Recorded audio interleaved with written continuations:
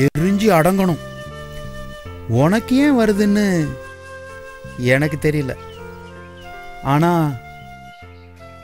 ஏன் சாமி, ஏதாவது துக்கம் வந்து சேருமோ, கெட்ட சகுனமோ? இப்ப அடமழை கொட்டுதுன்னு நான் சொன்னா அது கெட்ட சகுனமா? இல்லல்ல.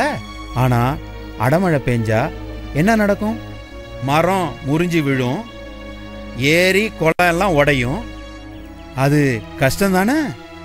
அதுவும் நடக்கும். இதெல்லாம் நடந்தாலும் கடைசியில மண்ணு செழிக்கும், பூமி பூக்கும். முருகன் விளையாட்டு. நான் என்ன சொல்றது? மொத்தத்துல ஒரு பெரிய பிரச்சனை வரப்போகுதுன்னு சொல்றீங்களா சாமி? இல்லம்மா, இந்த திருட்டினை இல்லாம வாழ்க்கையே இல்லை.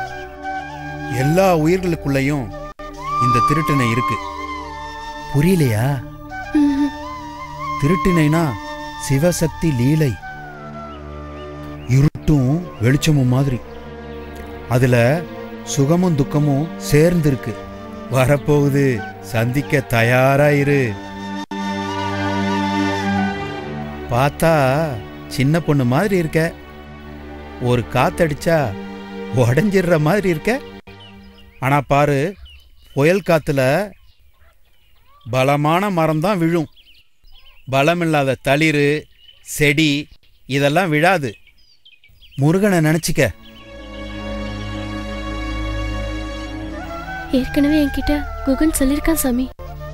அவன் கொடுத்த சக்தி எனக்குள்ள இருக்கு. அதுதான் என்னைய இப்ப பலமாக்குது.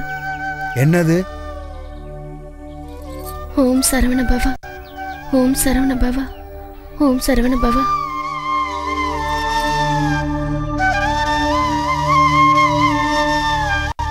குடுமா, இந்தா புடி. சாப்பிடு. குடி.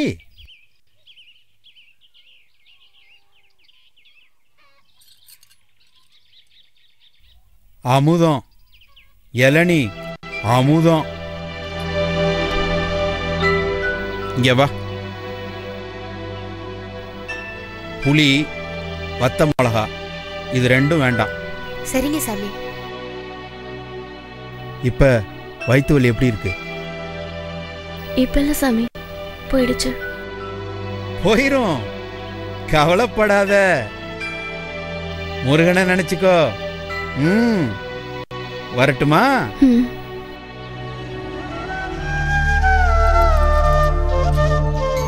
முருகா, முருகா. யாம் இருக்க பயமே ஒரு சிறிய இடைவேளைக்கு பின் தொடரும். கொஞ்ச தூரம் போயிட்டோம்னா வெளிச்சம் வந்துடும். வேண்டாம், வெளிச்சத்தை பார்க்காத. கண்ணை இருட்டுக்கு பழகிக்கணும்.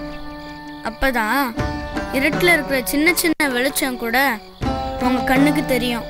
அது நம்ம வேலைக்கு ரொம்ப முக்கியம்.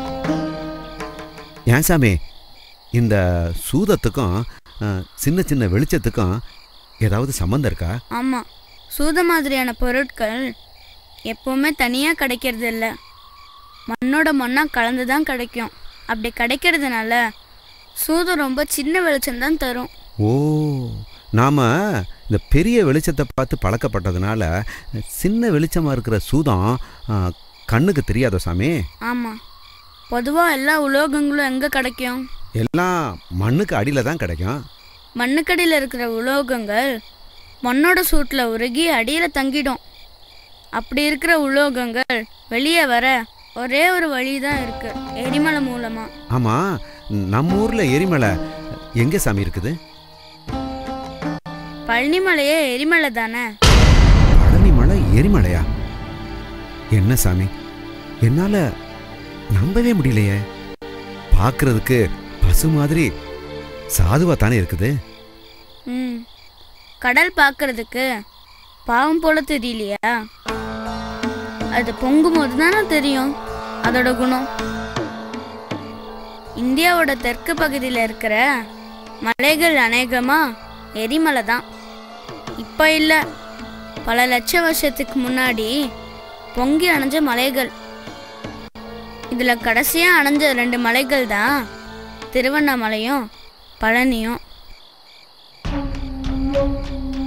வெளியில் வெளிபோய் விரவியே வாரும், அலியில் அலிபோய் அடங்கியே வாரும், ஒளியில் ஒளிபோய் ஒடுங்கியே வாரும், தெளியும் அவரே சித்தர் தாமே, எல்லாம் அவன் செயல். ஓம் முருகா. இதனாலதான் இந்த 2 மலைகள்லயும் துறவைகளும் சித்தர்களும் அதிகமா நடமாடுறாங்க. அப்படியா? அப்போ இப்போ போனவரும் சித்தருங்களா ஐயா? இப்ப இருக்கிறவர் இல்லைன்னா நேத்து இருந்தவர். கண்மூடி திரியறவனுக்கு என்ன தெரியும்?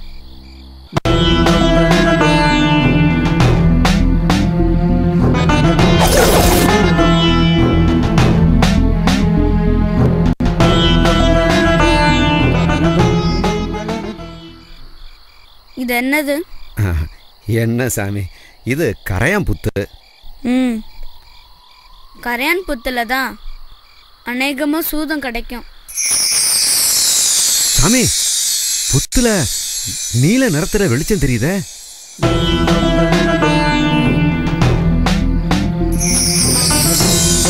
ஏன் சாமி, நாகமணின்னு ஒரு விலையுறந்த கல் இருக்குன்னு நாங்கள் நம்பிக்கிட்டு இருக்கோம். ரொம்ப காலமாக நம்பிக்கிட்டு இருக்கோம்.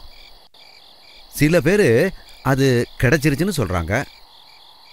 ஒருவேளை அதுதான் சூதமோ? நீ நாகமணியை பார்த்துருக்கியா? பார்க்கல சாமி, கேள்விப்பட்டிருக்கேன். சரி, நேரில் பார்த்து யாரையாவது கேட்டிருக்கியா?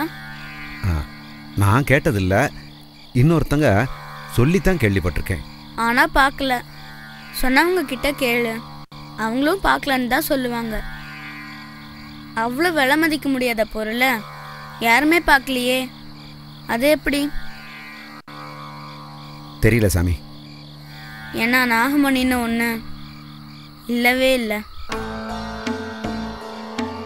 அப்போ நாகமணின்னு சொல்றது எல்லாமே பொய்யா?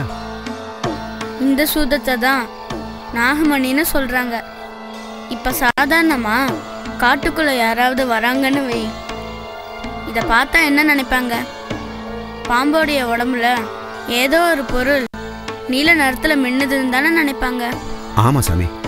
இத பார்த்த ஒருத்தன் இன்னொருத்தன் கிட்ட பெருமையா சொல்லுவான், அவன் இன்னொருத்தன் கிட்ட சொல்லுவான், அது கதையாயிடும். சில பேருக்கு பொழப்பாயிடும். அப்போ நாம பார்க்குற நீல நிறம் பாம்புடையது இல்லையா? இல்ல, இந்த நீலம் மண்ணுக்கடியில் இருக்கு. கரையான் புத்துனா ரொம்ப சாதாரணமா எடை போட்டுறாத. புத்து மண்ணுக்கு வெளியில 5 அடி உயரம் இருந்தா மண்ணுக்குள்ள 100 அடி 200 அடி ஆழம் வரைக்கும் போகும். அவ்வளோ ஆழத்துல இருக்கிற மண்ணை கரையான் வெளியில கொண்டு வந்து போடுது. அப்ப சூதரசமும் அந்த ஆழத்துல இருந்ததுன்னா அதுவும் சேர்ந்து மேல வந்துடும். அப்போ பாம்பு உடம்புல எப்படி சூதம் வருது?